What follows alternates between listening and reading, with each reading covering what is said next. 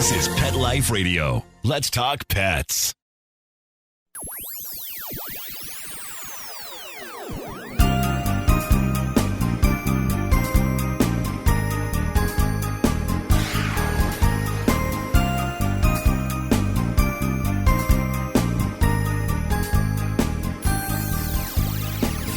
Hello and welcome to Paranormal Pets. I'm your host, Brandy Stark, and we are continuing with Werewolves of Winter. We're going to take a look at some of these ancient mythological ideologies that are proposed by the book Werewolves, a field guide to shapeshifters, lycanthropes, and man-beasts by Dr. Bob Curran. I'm using this as kind of some inspiration. And at the end of our discussion today, I will include yet another recorded paranormal pet story from the public. So we'll get started right after these messages. It's designerpetsweaters.com. Hand-knitted designer sweaters for your precious pup or cool cat. Beautiful couture patterns for your pets, including custom-knitted formal wear, casual wear, yachting, and even sports-themed. Many designer pet sweaters include feathered tammy hats, top hats, and a lot of sparkle. Each sweater includes leg loops, front paw sleeves, and leash opening. Visit designerpetsweaters.com to order your four-legged fashions today. Your pets will stay warm for the winter and be runway ready. Large or small, we fit them all. designerpetsweaters.com.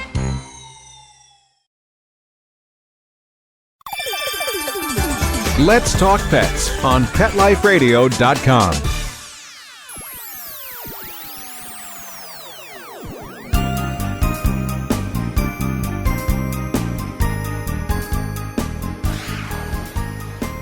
And welcome back to Paranormal Pets. I'm still your host, Brandy Stark, and I just want to give everybody a heads up out there. The pugs are asleep, but if you hear any noises in the background, it's most likely them. Both my boy Achilles and my adopted pug Belvedere, I adopted him about 7 years ago, but both actually had birthdays in November. Achilles is slightly older by about 3 weeks, but he turned 15, and Belvedere has turned 15. And so I've got a couple of little old men, and they snore really, really loudly. So I apologize for that.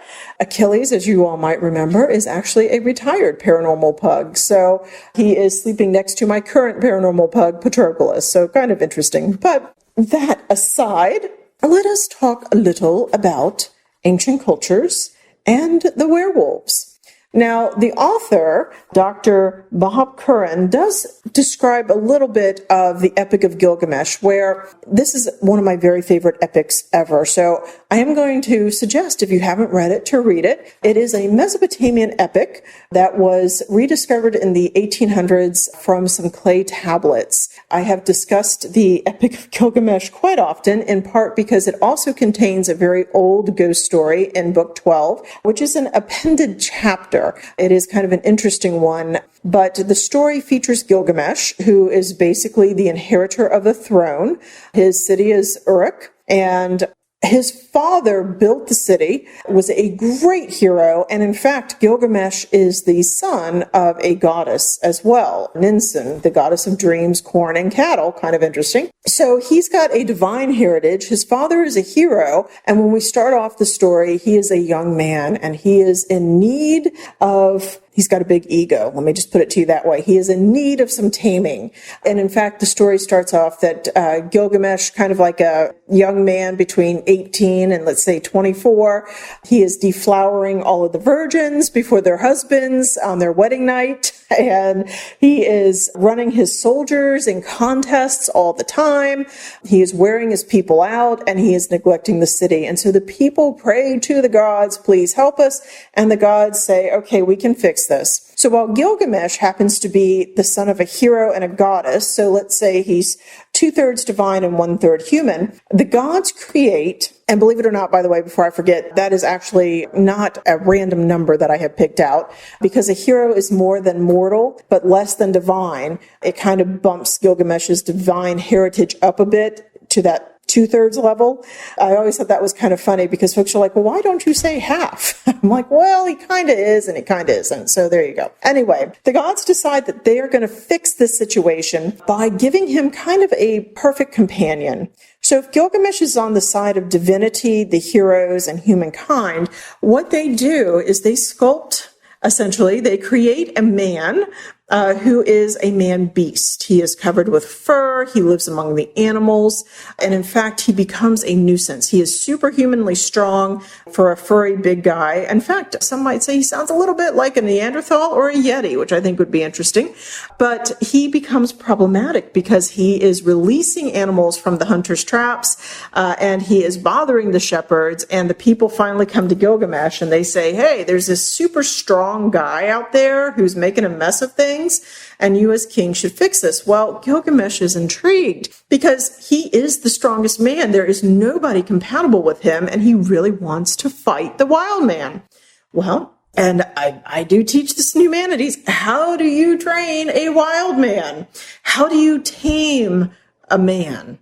Well, if you guys aren't ready for this, sorry, but the answer is through a sacred temple prostitute. So he sends out kind of the head prostitute of the goddess Inanna, who is the goddess of love and war. Ishtar is another name, of course. And you just got to love this woman because she sleeps with Enkidu. I think it's for 7 days and 6 nights, if I'm not mistaken. And then she teaches him to bathe. And I always thought that was kind of, whoa, okay. And then ultimately, she teaches him to oil his skin and to wear clothing. The animals reject him because he is now more human than animal. But I think it's kind of an interesting comparison that we could say that he's kind of a wild man, right? He is humanesque. He is 1/3 human, perhaps, and 2/3 animal. And in fact, he is usually shown with horns and a tail, kind of indicating his intense strength. So Enkidu, according to this author, is kind of the were-beast of sorts. He goes from being an animal to a man. And of course, there's always that allegorical symbolism that we find in this system of the were creatures, where humans and animals, we see this in movies. For example, the movie Wolf from 1993 with Jack Nicholson actually has Jack Nicholson kind of in an interesting state because he goes from being human, kind of an overly domesticated human, if you will, to being bitten by a wolf, to becoming a very assertive, wild, powerful male, but then the animal side takes over. And, there's these mysterious wolf attacks. One day he wakes up and there are fingers in his mouth and he's horrified. And eventually, by the end of the movie, and spoiler alert, so fast forward if you don't want to know, but he transforms entirely into a wolf and he leaves civilization behind. So we actually kind of have these rather interesting comparisons. In the ancient world, we have the idea of an animal becoming human, right? The civilization and the culture, the cultivation of man. Whereas in modern times, we have the opposite, an overly domesticated male. The character in the beginning is impotent. He is being bullied at work. His career is a dead end. He's just, kind of an emasculated figure. So going from kind of this overly domesticated element into the wild. I find that to be a really interesting juxtaposition. I need to write a paper on that. Anyway, you heard it here first. So the end of the story of Gilgamesh, just so you know, is that Gilgamesh and Enkidu do indeed fight, and Gilgamesh does win, but only barely, and the two end up really becoming best buds. They are inseparable. They are the original Batman and Robin, if you will. And in fact, Gilgamesh has Enkidu adopted by his mother, and they have what we would call today a bromance. They just totally get each other. So it's kind of an interesting story, so definitely check that out. Now, we do find some other ideologies in this book where he does talk about some of the Greeks. So I thought this would be some fun section to read. Although the Gilgamesh story is often cited as the most ancient recorded werewolf story available, and again, werewolf very loosely applied here, some scholars dismiss it as not being an actual werewolf tale, saying no actual transformation occurred within the tale. I did disagree with that, but okay. They point instead to a detail in the Satyricon, a work written by a Roman writer, Petronius, who lived in 27 to 66 CE, a scribe at the court of Emperor Nero, which of course is just perfect. The work was written around AD 61 or 61 CE, but it was not published until 1664 when it was only sporadically circulated. You got to love all these works that they lose and then rediscover a couple thousand years later, right? So it details the escapades of two homosexual friends, but also contains the story of Nasirius, a soldier who traveled with an acquaintance to a distant city. On their journey, they stopped off in a deserted graveyard to relieve themselves. To the soldier's horror, his companion, with an evil laugh, made a circle of urine around himself, threw off his clothes, which turned to stone, changed into the guise of a wolf, and bounded off to do harm to a neighboring settlement. There he was wounded in the throat by a spear wielded by one of the populace and was forced to flee. Nasirius was treated for the wound in a nearby house. There are, of course, many subtexts to the tale. To urinate within the precincts of a graveyard was an insult to the dead and would invite some sort of supernatural consequences. Also, the idea that the companion might turn into a ravening wolf shows how much ancient perceptions of the animal persisted even into classical times. Now, it is kind of interesting to have that legend because, indeed, I've heard about it. I've heard the more PC version, which I do teach as well. And that basic story is that, indeed, the soldier does transform into a wolf. The companion goes to bed, but when he awakes the next morning, he discovers his friend has a mortal wound to the neck. He's bled out. And, of course, it turns out that the wolf, when he was attacked in the neighboring city, had been speared in the neck. So kind of an interesting tale. On top of that, and what this story doesn't mention, is they also tie it into the full moon. So we do have some of the ancient concepts of lunacy that start here. All right. So let's actually pause here because we're going to talk about the Greeks in just a moment. We will be back with that right after these messages. Now, time for something really scary. A word from our sponsors. Paranormal pets will reappear before you can say Bigfoot. Don't run away.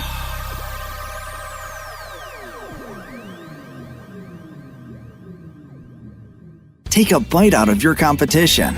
Advertise your business with an ad in Pet Life Radio podcasts and radio shows. There's no other pet-related media that is as large and reaches more pet parents and pet lovers than Pet Life Radio. With over 7 million monthly listeners, Pet Life Radio podcasts are available on all major podcast platforms. And our live radio stream goes out to over 250 million subscribers on iHeartRadio, radio.com, TuneIn, Stitcher, and other streaming apps. For more information on how you can advertise on the #1 pet podcast and radio network, visit PetLifeRadio.com/advertise today.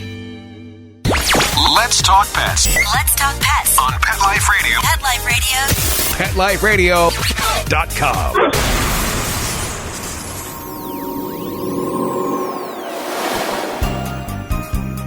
Did you hear that? Our commercials have mysteriously disappeared. Paranormal Pets is back with our haunted host, our ghost host, Brandy Stark. Hello and welcome back. We are going to continue some of our classical journeys through werewolves. We're going to start off with the Lycaon legends, which the author also talks about. Lycaon is kind of an interesting story, and I do use this to teach as well. I have a series that talks about the transformation of the werewolf imagery from ancient to modern times. But in classical Greece, there was a mysterious ritual on the top of Mount Lycaon, a remote spot in the highlands of Arcadia in the Peloponnesian Peninsula. Mention of this place and of the clandestine rituals that were there come down to us from Greek writer Parnassus, a Lydian geographer who died in the kingdom of Sparta sometime between 470 and 465 BCE. At the time of his writing, the lower slopes of the mountains were covered by thick forests, which were the home of predatory wolves, making it a most dangerous area indeed. The upper slopes, however, were bare and rocky, and the boulders there were said to conceal a strange shrine dedicated to the Lycaon Zeus, where strange rituals were carried out. The name given to the mountain has its origin in ancient Greek legend. Lycaon was originally said to have been a person, a prehistoric king, in fact, who ruled Arcadia in the years before the Great Deluge. Now, if you're not aware of the Great Deluge, The Greeks actually have a flood story. You have a man who survives. He is a good man. I think his name is Pyrrhus, if memory serves. He's warned. He gets into a boat. He survives the flood, and he is actually the only survivor, right? And ultimately what happens is he needs a female companion because if he's the only survivor, you got some problems there. And the gods tell him, actually, I take that back. I believe he was survived with his wife. I apologize. Good Lord, I need to look at my mythology. Anyway, he and his wife do survive the flood, but they are the only survivors. There we go. It's a surviving couple.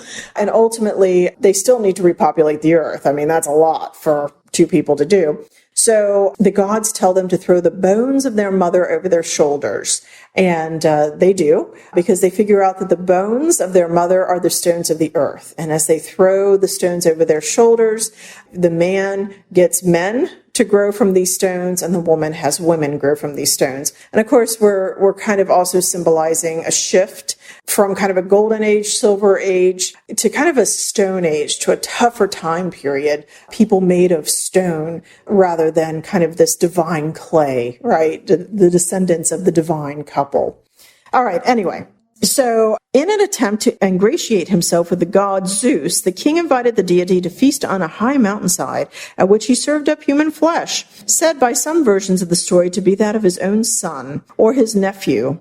When Zeus found out that he'd been eating human flesh, he was outraged and in a fit of anger turned Lycaon into a wolf. The transformation would last 9 years, after which Lycaon would turn back into a man, provided he had not tasted human flesh while in the wolf guise. If he had eaten human flesh, he would remain a wolf forever. The ritual at which Parnassius hinted possibly involved the worship of Zeus in the guise of a wolf. This has led some writers to assume that it may have involved human sacrifice and cannibalism. However, Greek culture writer Walter Burkett, basing his theory on the writings of Pliny, suggests that the ritual may have been a kind of rite of passage practiced by young males in certain Arcadian communities or families. Pliny suggests that a young man was chosen from among the family and taken to a remote spot where he hung his clothes on an oak tree, swam across a lake, and went into the wild to live like a wolf for 9 years, whereupon he swam back, dressed himself, and resumed his human life as a full-grown man. In these 9 years,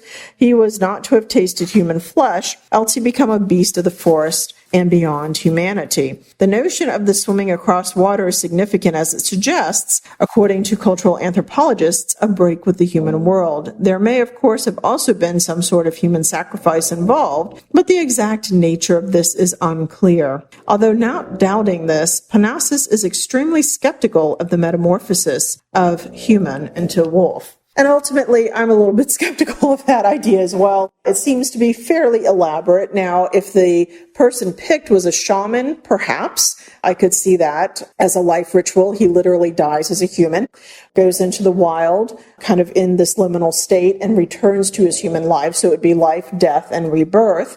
But that's an unusual theory, let me just say. And I don't think the pugs are too impressed with it either at this point. Right, Achilles?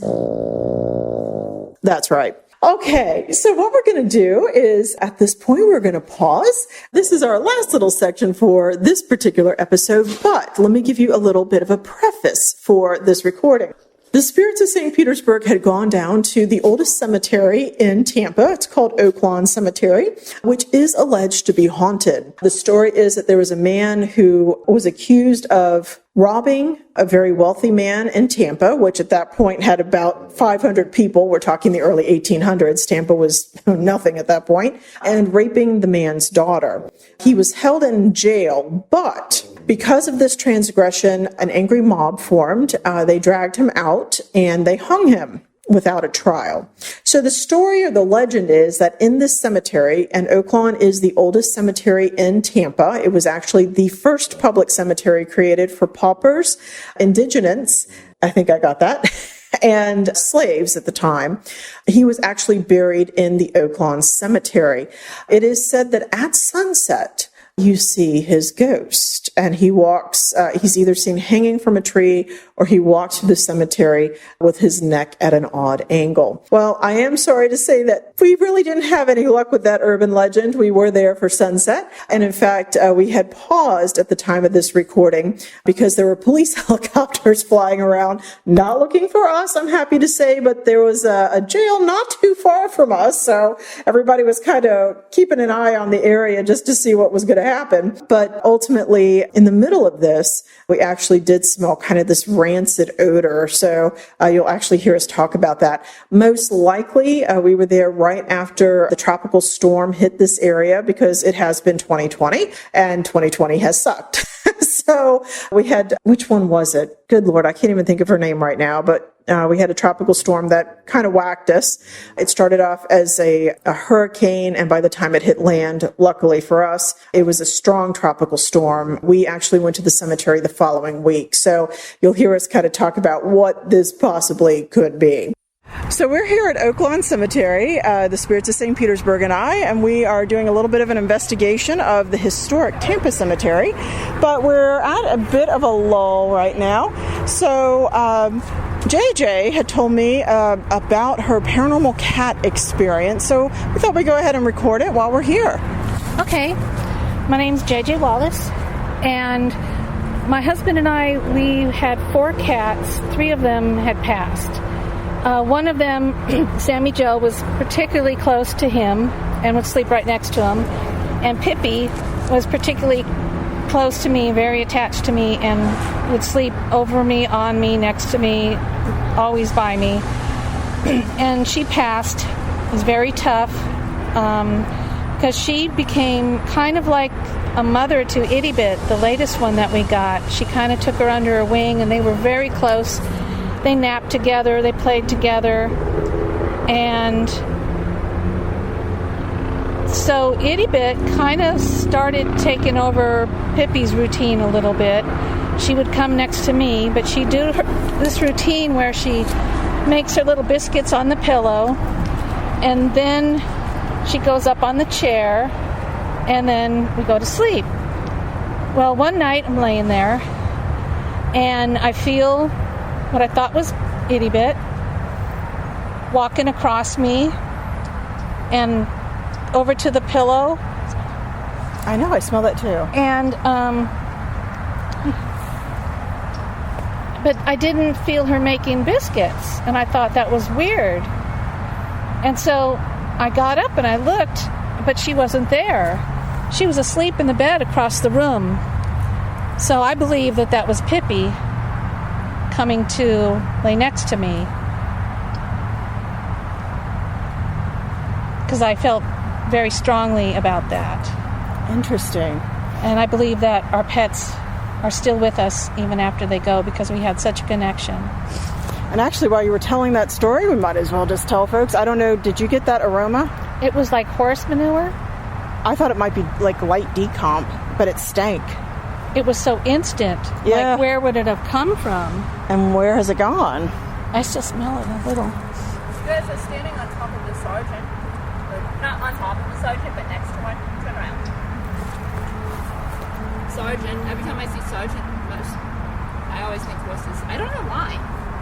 Oh, because of the cavalry? Oh, that's interesting. Well, and he was in the Indian War, the Seminole Indian War. Well, that was interesting, but we'll have to listen to this now to see if we got anything.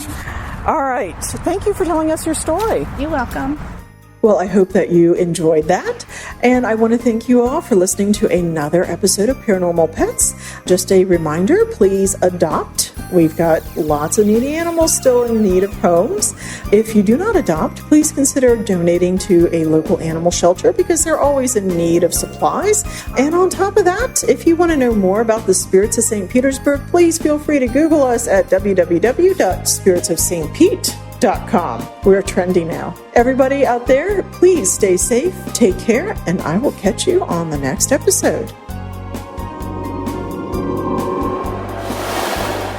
Pet Life Radio presents Paranormal Pets, where you can always expect the unexpected. Each week we'll discuss all aspects of weird or spiritual animal encounters, ghosts, totems, psychic animals, animal souls, animal angels, and animals in religion, with a little cryptozoology thrown in. Step into the supernatural world of pets every week on demand, only on PetLifeRadio.com.